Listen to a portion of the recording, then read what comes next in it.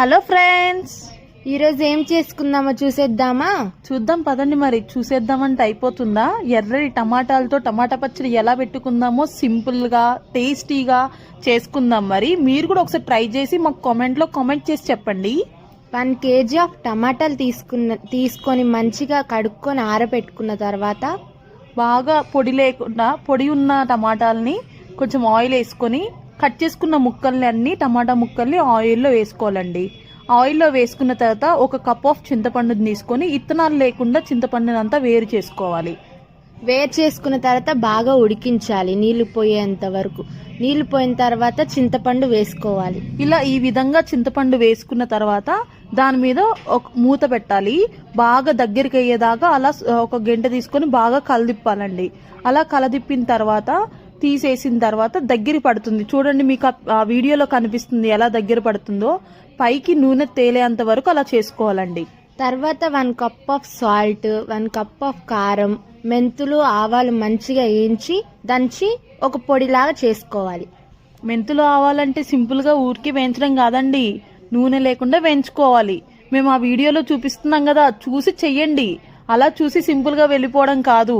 Like కూడా చెయ్యండి, subscribe కూడా చెయ్యండి. మీరు సపోర్ట్ చేయడం వల్లే మేము ఎక్కువ వీడియోలు చేయగలం. చూడండి, ఆ విధంగా మెంతులు ఆవాలు తీసుకోవాలి. తీసుకొని బాగా వేయించుకొని అది బాగా పొడి పట్టుకున్న తర్వాత ఈ ఉప్పు కారం వేసుకున్నాం కదా, పట్టుకున్న మెంతు పొడి ఆవాలు 2 కలిపి అలా వేయించిన తర్వాత పొడి చేసింది కూడా దాంట్లో వేసుకోవాలండి.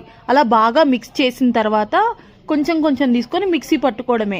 మిక్సీ పట్టుకొని కొంచెం మెత్తగా అయ్యేలాగా పచ్చడిని మెత్తగా అయ్యేలా చేసుకోవాలండి. ఈ విధంగా దంచుతున్నాగా మీకు కూడా రోలు ఉంటే దంచుకోండి, లేకపోతే మిక్సీ పట్టుకోండి. కొంచెం బద్దకస్తులు ఉంటారుగా మాలాగా, మేము చాలా ఎనర్జెటిక్ అనుకో. సో ఇప్పుడు ఏం చేద్దాం, వచ్చేద్దాం పదండి. మళ్ళీ అదే సోది అంటారేంటి? ఇది కూడా చూడండి, అలా పొడి దంచుకున్న దాన్ని బాగా దాంట్లో కలుపుకొని తాలింపు వేసుకోవడం అండి. మిక్సీ పట్టుకున్న తర్వాత తాలింపు వేసుకోవాలి. కొంచెం నూనె వేసుకొని పప్పు పొళ్ళు అన్నీ వేసుకున్న తర్వాత పట్టుకున్న పచ్చడిని బాగా మిక్స్ చేసుకొని వెల్లుల్లి కొంచెం దంచుకొని కరేపాకు ఇవన్నీ వేసుకోవాలి. ఈ విధంగా తాలింపు వేసుకుంటే చాలా టేస్టీగా సూపర్గా ఉంటుంది.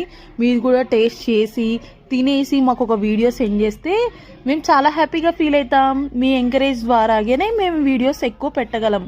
మా చెల్లెంటి సైలెంట్గా ఉందనుకుంటున్నారా? తను కూడా మాట్లాడుతుంది, వినండి. చాలా టేస్టీగా తినాలంటే ఇలా చేసుకోవాలండి. ఈజీ వేలో ఇలా బ్యాచిలర్స్ కూడా ఇలా చేసుకోవచ్చు. సో ఇప్పుడు టమాటాలు తక్కువ ఉన్నాయిగా, తెచ్చుకోండి వెళ్ళి మార్కెట్కి. చూడండి ఎలా తింటుందో, అలా తినాలి.